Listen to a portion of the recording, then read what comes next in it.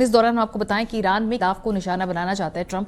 ये New York times की report है। अमरीकी अखबार न्यूयॉर्क टाइम्स के मुताबिक अमरीकी महकमा दिफा पेंटागन ने सदर ट्रंप को ईरान पर मुमकिन हमले से मुतालिक एक मुफस्सिल रिपोर्ट पेश की है, जिसमें अहदाफ तक की निशानदही की गई है। पेंटागन ने सदर ट्रंप को जो अहदाफ दिए हैं, इनमें ईरान की जौहरी तंसीबात और बैलिस्टिक मिसाइल के मराकज़ शामिल हैं। पेंटागन ने सदर ट्रंप को एक और ऑप्शन साइबर हमले का भी दिया है, जिस पर गौर किया जा सकता है, जबकि अमरीकी बहरिया को पहले ही हाई अलर्ट कर दिया गया है।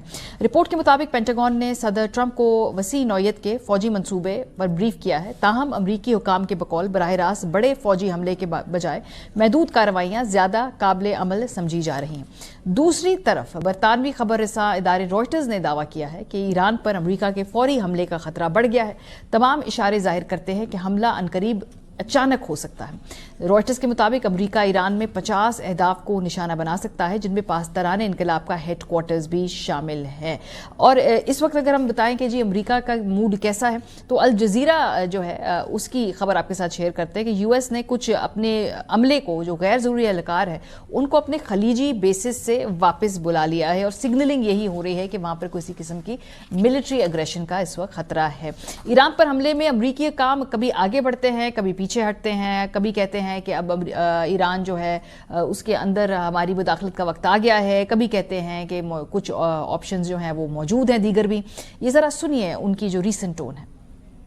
President Trump is a man of action, not endless talk like we see at the United Nations. He has made it clear all options are on the table to stop the slaughter. The President understands today that 800 executions that were scheduled and supposed to take place yesterday were halted. The President and his team are closely monitoring this situation, and all options remain on the table. President Trump का रवैया भी कभी सख्त है, कभी नरम है। 2026 के अंदर वेनेजुएला के सदर को जिस तरह से कार्रवाई करके उठाया गया, तो अमरीकी सदर के जो टोन है उसको अनप्रेडिक्टेबल भी समझा जाता है, जैसे कि हमसे पहले ईरानी सहाफ़ी बाकरी हमसे ये बात एक्सप्लेन भी कर रहे थे। इस वक्त जो है उनका सख्त और नरम रवैया, जरा दोनों को हम आपके सामने रखते हैं। They meet with them. I mean, a meeting is being set up, but we may have to act because of what's happening before the meeting. They're under siege. If they do that, we'll consider things targets that they would believe. If they do that, we will hit them at levels that they've never been hit before.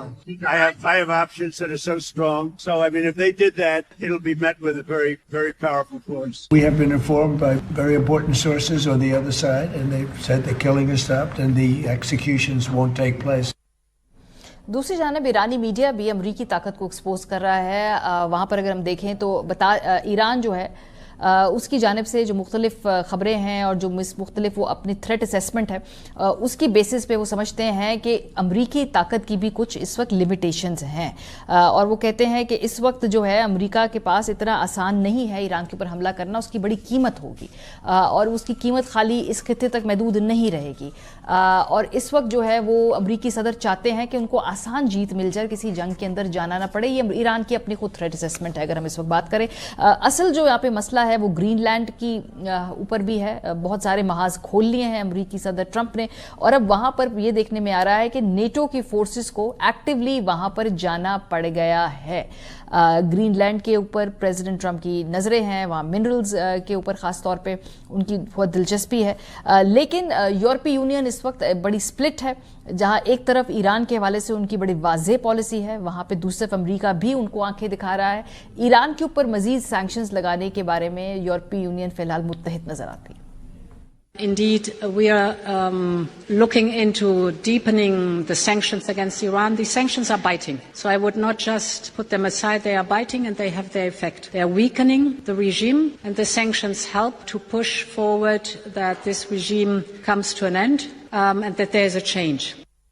तो इस वक्त देख रहे हैं कि दुनिया में 2026 में जो तीन बड़े मसाइल खड़े हुए हैं। एक तो जो वेनेजुएला में साउथ अमेरिका के अंदर अमेरिका ने एक महाज खड़ा किया, उसके बाद ईरान के साथ हमने देखा कि डायरेक्ट कन्फ्रंटेशन तक बात आ गई है और ईरानी सहाफ़ी समझते हैं कि शायद इसको सिर्फ पोस्टपोन किया जा रहा है, लेकिन कोई ना कोई वहां पर झड़प जो है वो जरूर इमिनेंट है।